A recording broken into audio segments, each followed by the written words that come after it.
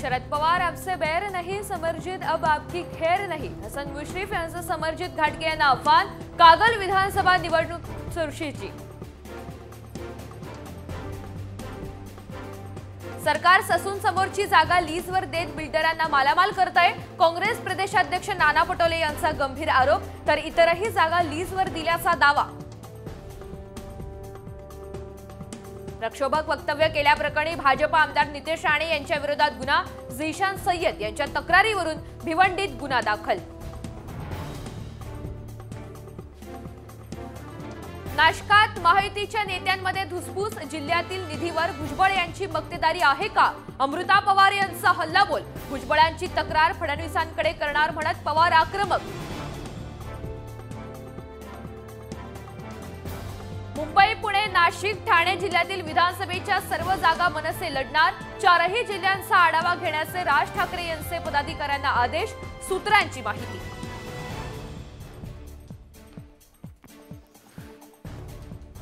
कुस्तीपटू विनेश फोगट आणि बजरंग पुनिया यांनी घेतली काँग्रेस नेते राहुल गांधी यांची भेट.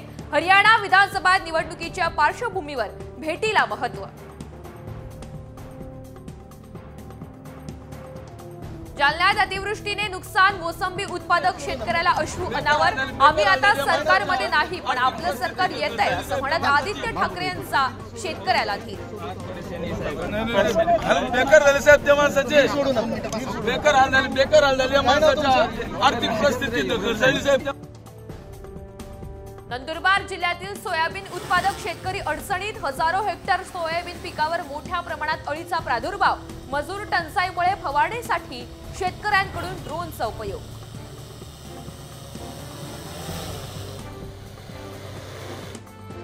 कर्मचाऱ्यांनी वैयक्तिक कामासाठी आपल्या जागी ठेवले बाहेरचे लोक. संभाजीनगरच्या घाटी रुग्णालयातील कामचुकार कर्मचाऱ्यांचा नवा फंडा समोर.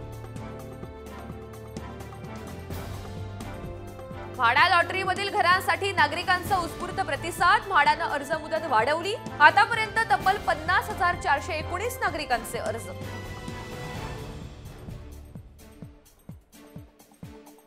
कोकणातील पहिल्या मानाच्या गणपतीचं आगमन. रत्नागिरीच्या देवरुखमध्ये चौसुपी वाड्यातील अश्वारूढ गणरायाची देखणी मूर्ती. भाद्रपद प्रतिपदेला गणपती आगमनाची परंपरा.